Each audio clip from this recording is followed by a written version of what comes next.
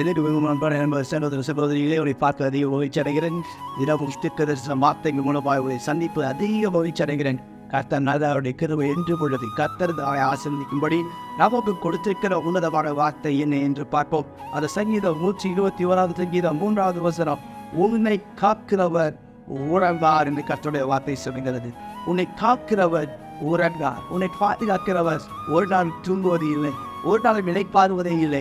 நீங்கள் வேலை செய்கிற இடத்தில் பாதுகாப்பாய் கர்த்தர் வருவார். நீங்கள் இருக்கிற இடத்தில் கர்த்தர் பாதுகாப்பாய் இருப்பார். இந்த சூழ்நிலைகள் இந்த உலகம் தமிழ்நாடு முழுவதும் இருக்கிற இந்த அனல் சூட்டினால் நீங்கள் வேதனைப்படாதபடி கர்த்தர் உங்களை பாதுகாக்க அவர் போதுமானவராக இருக்கிறார். கொள்ளை நோய்க்கு உங்களை காக்க அவர் போதுமானவராக இருக்கிறார். தேவையில்லாத பலவீனத்தில் உங்களை பாதுகாக்க அவர் போதுமானவராக இருக்கிறார். தேவையில்லாத வியாதிகளுக்கு உங்களை விலக்கி பாதுகாக்க அவர் போதுமானவராக இருக்கிறார். பிரியமானவரை காரணம் என்ன? அவர் உறங்குவதே கிடையாதாம். உங்களை காக்கிறவர் உறவார் என்று கர்த்தர் வாக்கு கொடுக்கிறார். பிரியமானவர்களே, ஒரு வேலை நீங்கள் யோசித்துக் கொண்டிருக்கிறார். இந்த பிரச்சனைக்கு நடுவே ஏழைக்கு கர்த்தர் அற்புதம் செய்யல. ஒருவேளை ஆண்டவர் தூங்கிட்டாரா?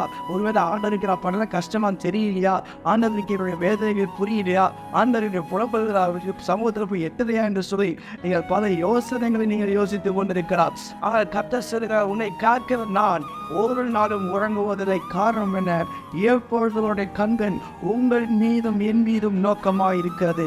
உங்களுக்காகவும் எனக்காகவும் அவர் வடக்கானவர் போதுமானவராக இருக்கிறார். உங்களையும் என்னையும் பாதுகாக்க அவர் போதுமானவராக இருக்கிறார். பிரியமானவர்களே, கர்த்தர் நம்மை பாதுகாக்கும் பொழுது நம்ம எதிலிருந்து அவர் பாதுகாக்கிறார் வேதம் சொல்லுகிறது.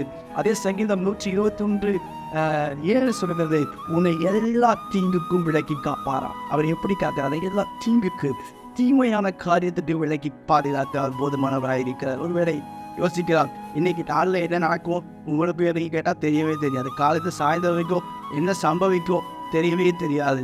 காலையில் வீட்டை விட்டு வெளியே போகிறவங்க பத்திரமா வீட்டுக்குள்ளே வருவாங்களான்றது தெரியாது. நம்பிக்கை இல்லாத வாழ்க்கையின் இந்த ஒரு நாள் வாழ்ந்து கொண்டிருக்கிறோம். ஆனால் கர்த்தர் சொல்லுகிற அழகாய் எல்லா தீங்குக்கும், மனிதர்களால் வர தீங்கு, சத்துருவினால் வர தீங்கு, துஷ்ட மனிதர்களால் வர தீங்கு, சுற்றிக்கும் நண்பர்களால் வர தீங்கு, குடும்பத்தால் வருகிற தீங்குக்கெல்லாம் கர்த்தர் உங்களை விலக்கி காப்பார். கலதாதில்லை.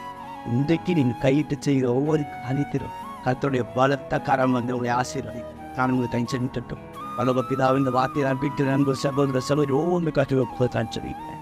என்னுமை சூழ்ந்திருக்கு தய உள்ள கரந்து பிழை தாங்கி நடத்தட்டும். ஆதவ உங்களுடைய பிழைக்கு முன்பாக எல்லா இருளும் இப்பொழுது வெளிச்சமாய் மாறுவதா விரும்பினதை கொடுத்து ஆசீர்வதி கனப்படுத்தி மேன்மைப்படுத்துங்கள். அந்தவரை பிள்ளைகளை பாதுகாப்பாய் நடத்தும்படிக்கு நான் ஜெபிக்கிறேன்.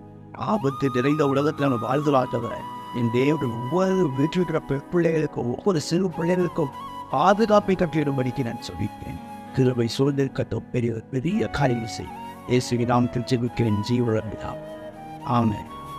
God bless.